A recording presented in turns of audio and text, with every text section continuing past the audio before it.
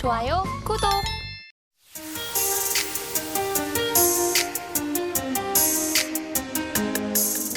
생존과 관련해서 의식주가 필수적입니다. 저희가 지금까지 먹거리 이야기, 식에 대한 이야기를 해봤는데 이제는 입을 것, 의에 대한 이야기를 해보겠습니다. 종가 베팅할 섹터 입을 것에서 가지고 오셨죠, 네네. 이사님?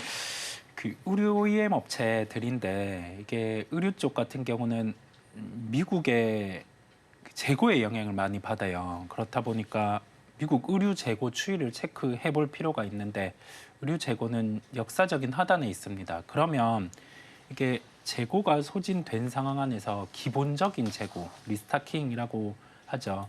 그 부분을 고객사에서 쌓을 수가 있습니다. 그러면 고객사 연계된 기업들은 실적이 빠져 있다가 기본적으로 재고를 쌓는 만큼 실적 회복이 나타나고 그다음에 그 과정 안에서 실제 수요가 뒷받침되는 상황이면 영업이익이 늘면서 주가는 그 이전에 두 단계의 반응이겠죠.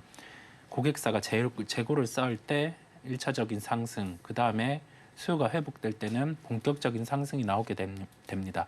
지금은 고객사의 기본 재고 확충 구간입니다. 그렇다 보니까 어느 정도 실적에 대입해서 시가총액이 형성이 되고 이를 도출하는 멀티플 같은 경우는 평균적으로 대입을 해서 움직일 수 있기에 우리 OEM사 같은 경우는 주가가 업황이 좋지 않다 보니 조정이 나와서 평균적인 주가 회복 수준은 나타날 수 있음을 말씀을 드립니다.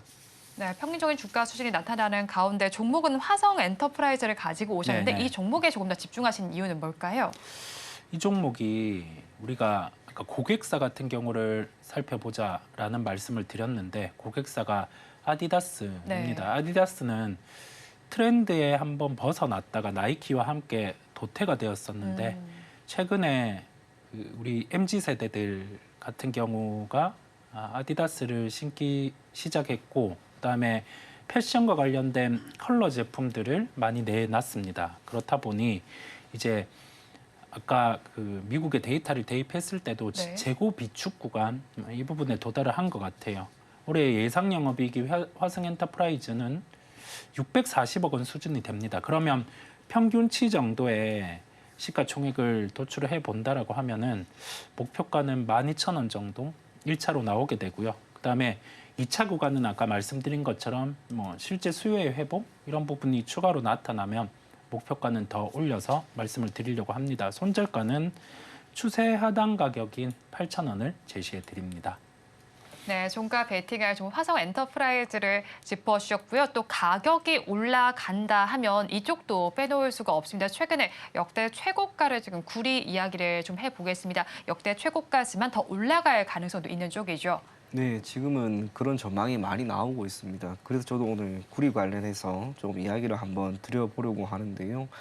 구리 가격이 2021년 5월에 역사상 최고치를 기록을 합니다. 그리고 지금 다시 한번 그 구간을 돌파하려고 하는 움직임이 나오고 있습니다. 오늘 기준으로 시티그룹에서는 연말까지 구리 가격이 톤당 12,000달러 수준, 그리고 골드만삭스 같은 경우에는 내년에 15,000달러 수준까지 올라갈 것이다라고 하는 그런 전망을 내어놓았습니다. 여러 가지 이유가 있겠지만 1차적으로는 수요와 공급의 불균형이라고 하는 여기가 핵심이 될 것 같습니다. 수요 측면에서 구리에 대한 수요가 지금 폭발적으로 늘어나고 있습니다. 기존에 있는 것은 역시 전력에 대한 수요가 늘어나는 것을 의미하고요. 이런 전력에 대한 수요라고 하는 것이 AI 시장의 성장에 따른 반도체에 대한 수요를 견인한다는 것과 동시에 1인당 전력 소비량 자체가 매년 늘어납니다. 우리나라는 단 한 번도 지금 줄어든 적이 없습니다. 결국에는 전력에 대한 수요를 크게 개선시킬 수밖에 없고요. 이러한 가운데 전력 인프라 또한 새롭게 정비하려고 하는 그 많은 부분들이 계속해서 구리에 대한 수요를 견인하고 있습니다. 공급 측면에서는 지금 생산량 자체가 줄어드는 거죠. 전통적으로 구리 같은 경우에는 전년 대비 약 2.1% 정도 시장에 나오는 양이 늘어나는 경향을 보였는데 올해 그게 지금 딱 꺾였습니다. 0.5%밖에 안 됩니다. 매년 늘어났던 그 생산량의 4분의 1밖에 지금 시장에 공급을 하지 못하는 상황이고요. 구리 광산 또한 새롭게 만들어지는 그런 혹은 발굴이 되는 광산이 있다 하더라도 생산성 있는 제품을 만들어 노후 때까지 걸리는 시간이 14년입니다. 올해 만약에 새로운 광산을 한 개 찾아냈다 하더라도 거의 2040년이 되어서야 우리가 그 광산에서 생산되는 구리를 이용을 할 수 있습니다. 기존 광산 또한 채굴이 계속해서 이미 이어졌죠. 그러다 보니 안으로 계속해서 들어가야 되는데 안으로 들어간다라고 하는 것은 조금 더 많은 시간과 비용이 드는 것을 의미합니다. 결국 이렇게 나타나고 있는 타이트한 수급의 불균형 속에 경제도 지금 나아지고 있습니다. 경제가 회복이 되면 필연적으로 공장과 새로운 제품에 대한 재화에 대한 공급이 늘어날 수밖에 없는데요.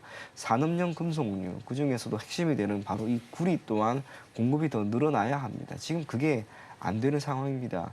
그러다 보니 구리 가격은 앞으로 더 올라갈 수밖에 없을 것이다라고 하는 전망도 당연히 우리가 생각할 수밖에 없고요. 그게 의미하는 것은 관련된 기업들 우리가 계속해서 눈여겨볼 필요가 있지 않을까 그리 보여집니다. 네, 관련된 기업들 중에서는 오늘도 풍산을 가지고 오셨잖아요. 네. 풍산에 대한 전략은 어떻게 짜볼까요? 조금 더 당연히 버는 게 맞다고 생각을 하고요. 동사에 대한 목표 주가가 지금 86,000원까지 나와 있는 그런 리포트가 있습니다. 1분기 기준으로 영업이익도 542억 원으로 컨센을 소폭 상회하는 모습이 나왔습니다. 다만 풍산이라고 하는 기업은 구리를 제조하고 재련하고 시장에 공급하는 것은 물론이고 이 방산도 지금 있습니다. 1분기 기준으로 실적이 잘 나왔던 것은 방산 쪽에서의 영향력이 더 컸습니다. 그러면 이제 2분기 기준으로 구리에 대한 부분까지 반영이 된다라고 하면 결국에는 실적에 대한 전망은 더욱 좋게 나올 수밖에 없을 것이다라고 보여집니다. 그게 주가의 상승을 조금 더 견인할 수 있는 한 가지 변수로 작용할 것이다라고 생각을 한다는 점에서 풍산이 비록 최근에 많이 오르긴 했습니다. 사실 2월부터 거의 2배 정도 올라갔는데요. 여기가 단순하게 고점은 아닐 것이다라고 생각을 하고 있습니다. 일시적인 조정이 조금 나온다 하더라도 주가의 변동성이 그리 큰 기업은 아니기 때문에 하루에 뭐 10%가 빠지고 15%가 빠지고 그러기는 쉽지 않을 겁니다. 그래서 약간의 기간 조정 뒤에 여러분들이 매수를 한다 하고 잠시 기다린다면 좋은 결과 있지 않을까 그리 생각이 된다는 점에서 풍산을 한번 눈여겨보실 것을 권해드리겠고요. 목표 가격은 대략 8만 원 정도, 손절 가격은 67,500원 제시해 드리도록 하겠습니다.